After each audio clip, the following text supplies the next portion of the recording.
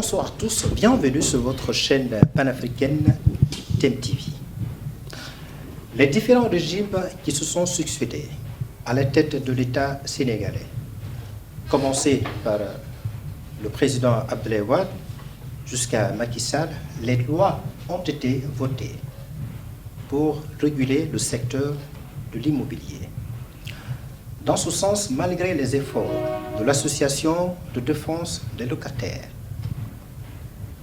les bailleurs et les agences immobilières utilisent souvent le subterfuge pour maintenir ou augmenter le coût du loyer, la commission ou bien la caution. Du coup, le pouvoir d'achat des Sénégalais et des étrangers ne leur permet pas, évidemment, de supporter ce coût de loyer. Alors, quel est le mécanisme qu'il faut utiliser pour réguler, en effet, ce secteur de l'immobilier? Et pour parler de ce sujet très important qui intéresse tous les Sénégalais, y compris les étrangers, nous avons donc décidé de recevoir deux invités très importants qui évoluent dans l'écosystème de l'immobilier. À savoir, vous avez monsieur à ma gauche, monsieur Chabi Sahidi Boko, il est le fondateur et CEO Casino Mokwan. Il est aussi investisseur dans l'immobilier. Et il se fait accompagner évidemment par son ami et son collègue. Il s'agit de monsieur Prince Lionel Kouyamou, il est le directeur exécutif de Casi Mokwan. Et avec ces deux invités, nous allons parler de ce sujet très important qui intéresse tous les Sénégalais et tous les étrangers. Bonsoir, monsieur. Bonsoir. Merci de répondre à notre invitation. C'est moi qui vous remercie. Ouais. Bonsoir, monsieur. Bonsoir.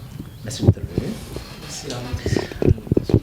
Alors, comme je disais tout de suite dans mon intro, il y a eu des décisions administratives, des lois qui ont été votées, des arrêtés qui ont été pris pour réguler le secteur de l'immobilier. Le coût de la location, la commission et entre autres. On parle même 15% pour soulager les locataires. Mais cependant, il n'y a pas de solution. Il n'y a pas d'entente entre les bailleurs et les locataires. Alors, qu'est-ce qui est à l'origine de ça, selon vous? Bon, merci encore de m'avoir passé la parole. Déjà, il faut noter aussi que ce qui crée déjà cette hausse des prix à Dakar, on veut prendre en compte, comme on a dit tout à l'heure, l'écosystème immobilier. Le premier facteur indéniable, c'est le coût du terrain, des acquisitions immobilières qui sont élevées. Donc c'est pas évident. D'avoir une petite parcelle à Dakar, c'est vraiment excessif. Donc du coup, si on prend en compte déjà le prix du terrain, si on prend en compte aussi l'achat du matériel, de la construction, de la base jusqu'à la finition, c'est pas évident pour les propriétaires. Donc du coup, s'il fallait donc baisser un prix, ils n'entreront pas dans les coûts, bien que ce sont les prêts bancaires, tout ce qui va avec, ce n'est pas évident. Le premier facteur que je relève, c'est le coût du terrain qui est excessivement cher à Dakar. D'accord. Alors, malgré ce coût du terrain, les parcelles, est-ce que c'est une raison suffisante pour les bailleurs et les agences immobilières de vouloir augmenter le prix du loyer? Je dirais déjà que c'est vraiment une raison plus que suffisante. Pourquoi? Parce que nous évoluons dans un monde où tout prend de la valeur, que ce soit les denrées alimentaires, que ce soit la location, que ce soit même la scolarité des enfants. Donc face à tout ce système où la cherté de la vie augmente, il faut quand même faire un certain équilibre. L'équilibre, c'est quoi? Soit pour les promoteurs immobiliers qui ne vivent que de ça, augmenter le prix du loyer pour pouvoir subvenir aux autres besoins fondamentaux de la vie, payer la scolarité, l'alimentation et tout ce qui va avec. Le processus, le principe de réduction du loyer que proposent les gouvernementaux n'est pas subventionné à la base, ne propose pas un système de subvention aux promoteurs immobiliers. Donc, ce qui fait que c'est carrément difficile à un individu lambda qui peut-être aurait fait un prêt bancaire, qui peut-être aurait cotisé pendant des années pour acquérir un bien immobilier, pour construire son immeuble, ça serait quand même difficile de lui dire, voilà, il faudrait bien réduire le coût de son actif locatif. Parce que derrière ça, il y a d'autres charges auxquelles il fera face. Tout à fait. Ce qui fait que, réellement parlant, si on ne met pas en place un système plus ou moins global d'accompagnement ou un système de mise en place, il serait difficile pour ce promoteur immobilier de diminuer le coût des actifs locatifs. Alors certes, le gouvernement prend des mesures, que ce soit des mesures administratives ou bien judiciaires, pour justement soulager la population en termes de coût de loyer. Alors qu'est-ce qui se passe lorsque cette décision est prise?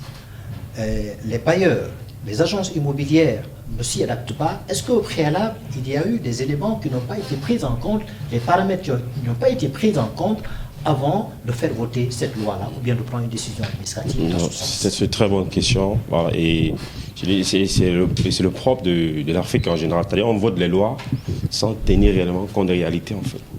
Vous ne pouvez pas imposer, c'est-à-dire qu'une réforme au promoteur immobilier sans avoir tenu compte des causes réelles. Donc toucher la source du problème, en fait. Ce n'est pas le fait de dire il y a 15% qui va changer réellement le problème. Alors, il y a un problème de fond. Et que je citais à l'entendre de mes propos, le problème de la terre, qui est excessivement cher. Donc on ne peut pas prendre des réformes comme ça sans tenir compte, de juger le problème à la racine. Okay. Donc pour ma part, il n'y a pas l'équilibre qui règne entre les décisions et la réalité sur le terrain. Alors en attendant que le gouvernement actuel prenne la décision de tenir compte de cet aspect très important, le coût de la terre, le coût des parcelles, alors d'ores et déjà, quelle est la grille tarifaire? Quelle est la solution qu'il faut envisager de sorte que les locataires et les bailleurs puissent être satisfaits pour éviter un éventuel contentieux? Ça, c'est une excellente question. Et c'est même le but, je pense même, de l'émission actuelle. Parce que ce qu'il faut reconnaître, comme nous l'avons dit tantôt, un bailleur seul qui construit son immeuble, c'est carrément difficile pour lui de baisser le coût du loyer. Mieux, même si on lui dit de baisser le coût du loyer, qu'est-ce que nous remarquons? Nous voyons que dès que le gouvernement dit ouais, le loyer diminuera de 20%, ils augmentent le loyer pour baisser les 20%. C'est-à-dire, par exemple, s'il était à 180 000, ils demandent aux personnes, sortez de ma maison. Après, il augmente, il amène peut-être le loyer à 200 000, 250 000 pour pouvoir ramener ça, pour pouvoir diminuer les 15% dont le gouvernement a parlé. Okay. Ce qui fait que réellement... Parce que le bailleur n'a pas été satisfait. Oui, voilà. Il augmente le prix pour respecter l'ordre gouvernemental. Ce qui fait que réellement, il revient au prix de base, au prix voulu en fait. Alors, la solution, c'est quoi? Pour notre part, c'est carrément rendre surtout les locataires, puisque nous sommes les premiers, en tant que locataires bien sûr, nous sommes les premiers acteurs dans la location. Alors le problème c'est de trouver un système pour rendre ces locataires-là aussi bailleurs. C'était amener la majorité des locataires à être investisseurs dans l'immobilier. Mais comment ça se passe? Comment ça va se passer? Alors, il existe plusieurs méthodes. Mais la méthode la plus simple, c'est celle du financement participatif. Alors, lorsqu'on parle de financement participatif, qu'est-ce que cela veut dire? Je suis locataire. Monsieur Lionel est locataire, vous êtes locataire, quelqu'un d'autre est locataire. Nous tous, nous mettons de l'argent. Nous mettons, si la terre c'est 50 millions, si l'immeuble c'est 50 millions, nous mettons, si on fait 50 locataires, 1 million, 1 million, l'immeuble là nous appartient. On est des locataires. Ensemble, nous fixons maintenant un prix sur cet immeuble-là. Un prix qui va nous arranger. Si dans la zone, la location est par exemple de 150 000, on peut dire, vu que c'est pour nous et que nous sommes tous des locataires, la maison là c'est 100 000 maintenant. Okay.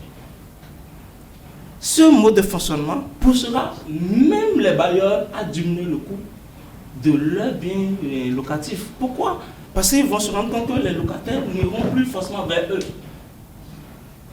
En multipliant ce principe, en multipliant ce principe un peu partout, non seulement le locataire devient investisseur, parce qu'il est actionnaire dans un immeuble, mais en même temps, il diminue le coût de sa location. Il n'a pas besoin qu'un gouvernement ou qu'une personne prenne les décisions à sa place, puisqu'il est le premier acteur.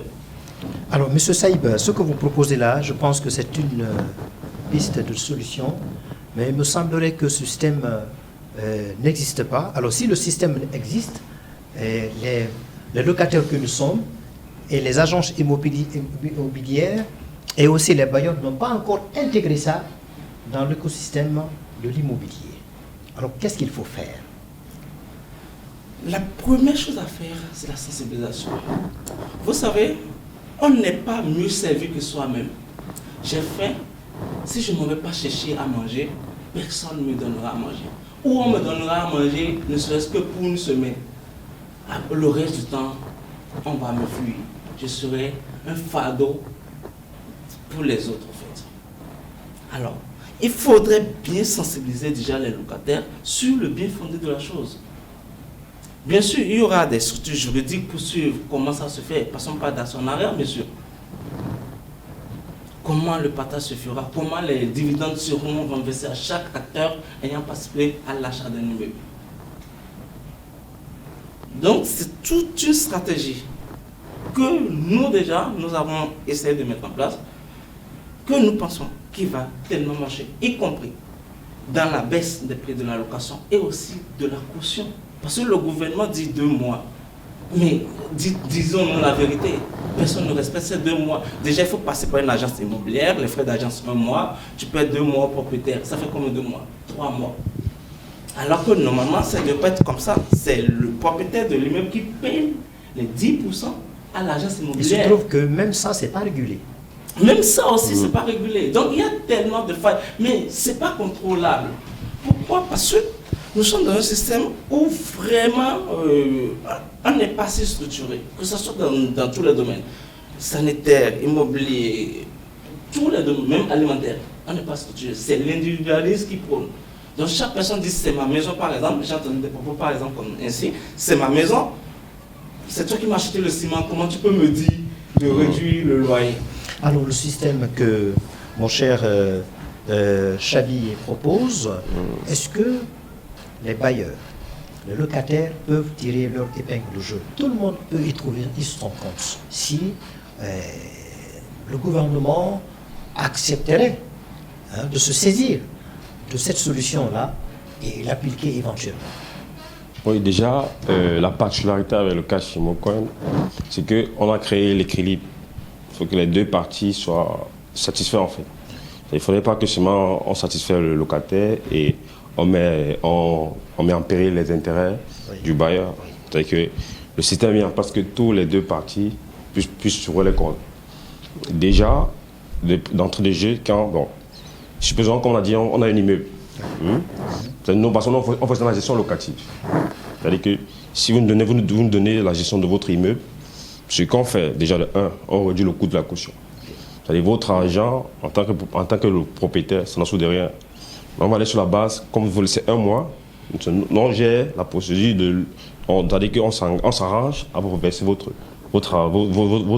argent, le moment attend chaque mois. Ça c'est le côté dont le bailleur est garanti dessus. Mais l'autre aspect, au niveau du locataire, déjà, au lieu de 1 mois et au lieu de 2 mois, on le prend 1 mois et demi par exemple. 1 mois et demi, ça réduit d'abord son coût de caution.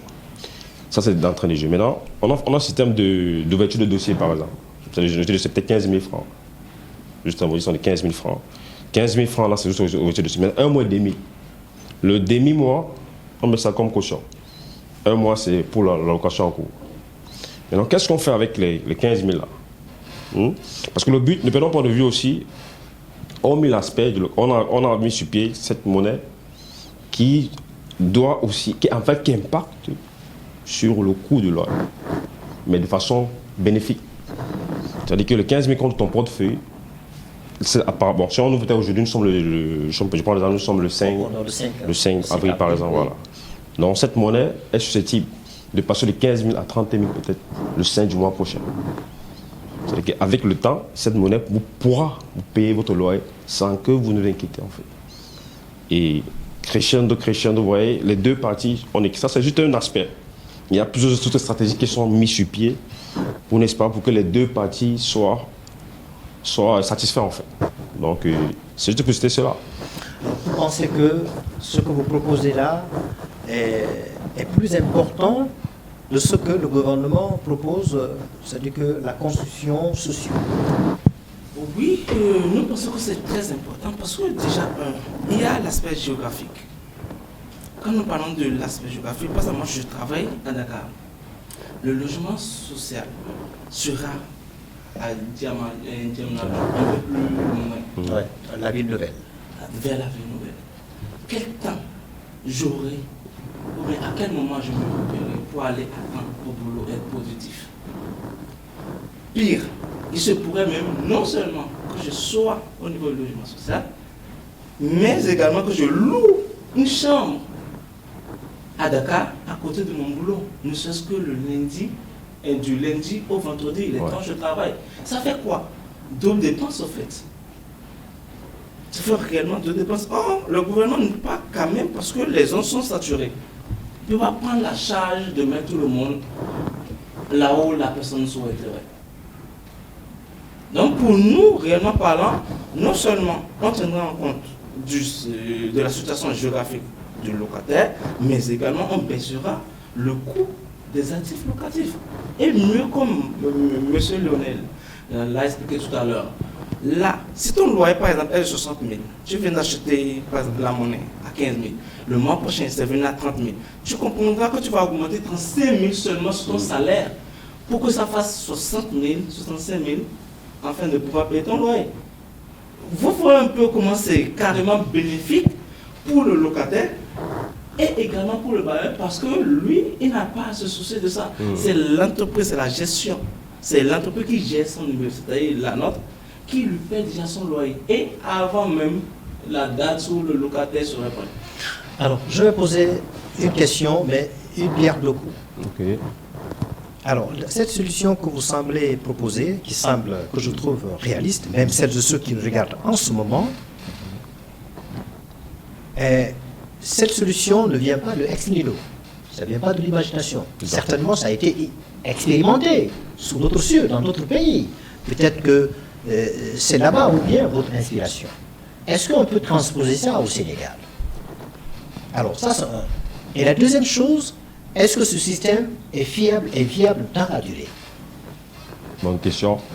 Mais déjà, expérimenter sur d'autres cieux, là, je ne sais pas trop, mais on a la chance d'être au Sénégal et le Sénégal a réellement ce problème-là de location. Bon, c'est vrai que tous les pays africains ont ce problème-là. Mais pratiquement Dakar... Donc c'est suite aux études de certains des paramètres qui vous a permis d'avoir ces idées-là. Tout à fait. Et vous pensez que ça peut s'adapter à l'écosystème de l'immobilier au Sénégal? Parfaitement. Bon, c'est adaptable et c'est faisable. C'est faisable.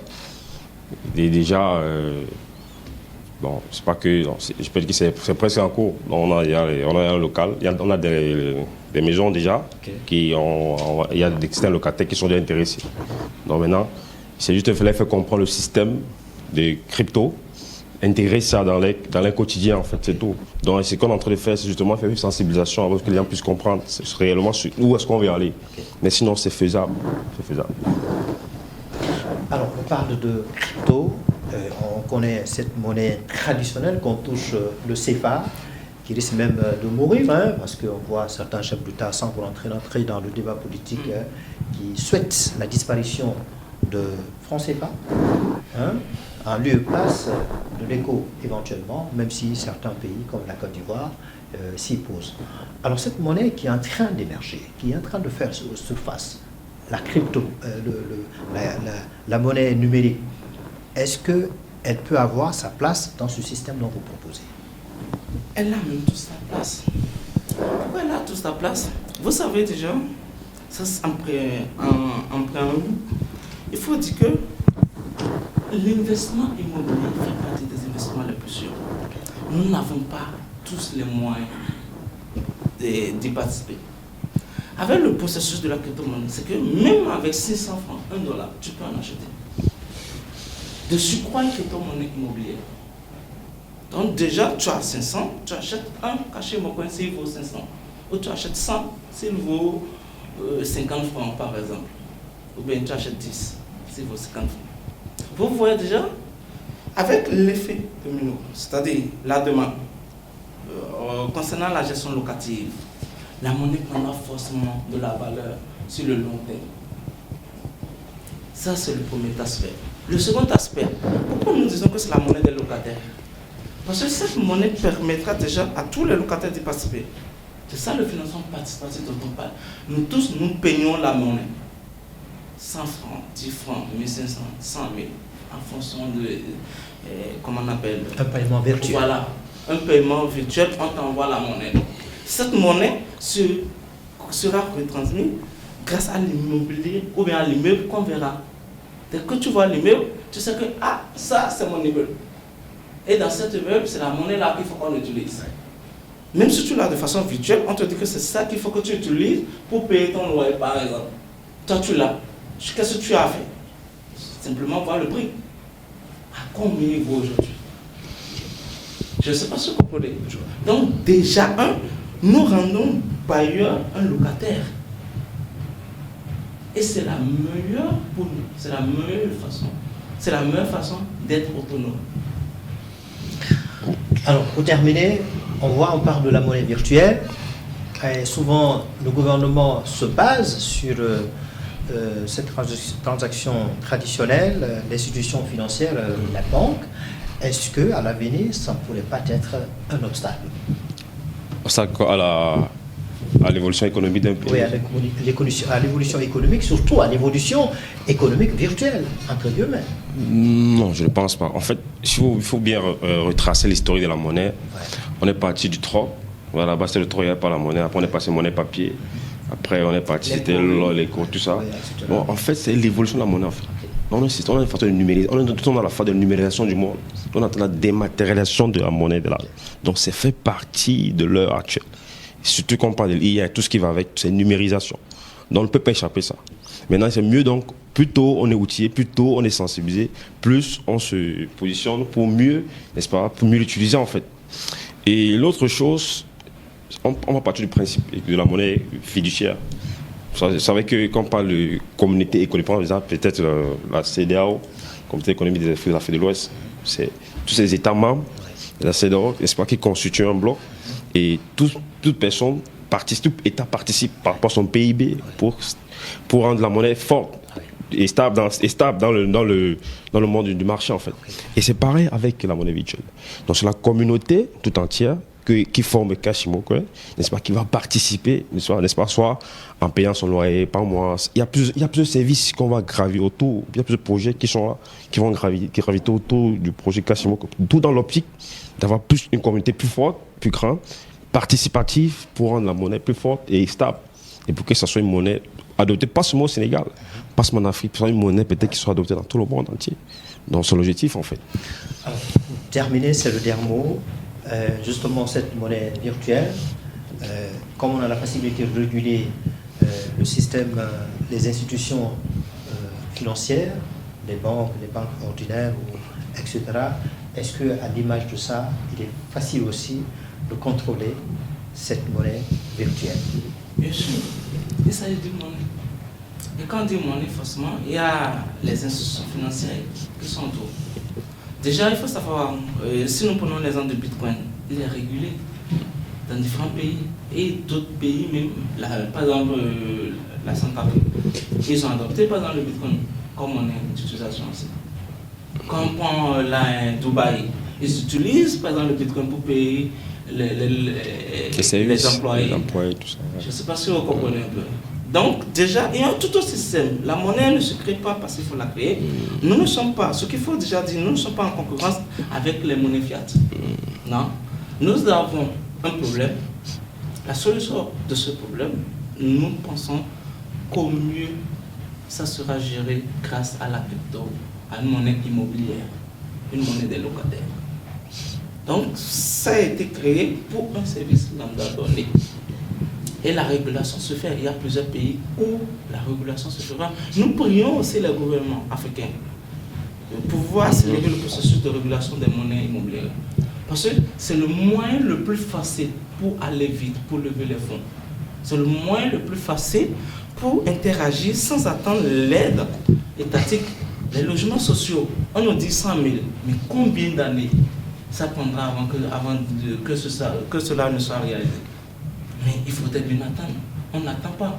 Nous voulons dormir quelque part. Nous voulons être en sécurité. Voilà, merci d'avoir été tous les deux. Notre invité sur le plateau de TEM TV est M. Chabi Saïd Boko. Merci d'avoir été notre invité sur le plateau de cette chaîne TEM TV. Et vous également, merci. Lionel, merci d'être venu. Alors vous avez écouté mes invités, mes chers invités, le mécanisme qu'ils ont proposé pour effectivement réguler le secteur de l'immobilier dans l'écosystème. Donc c'est une proposition qui est faite non seulement pour les locataires, les bailleurs, les agences immobilières, mais aussi à l'État. Donc si vous voulez suivre évidemment cet entretien que je viens d'avoir avec ces grands messieurs, ces grands acteurs dans le secteur immobilier, je vous demande d'aller sur votre plateforme préférée, YouTube, Tamashek TV et Facebook, TEM TV. Merci de nous avoir suivis. Sachez que le programme se poursuit sur votre chaîne panafricaine. Au revoir.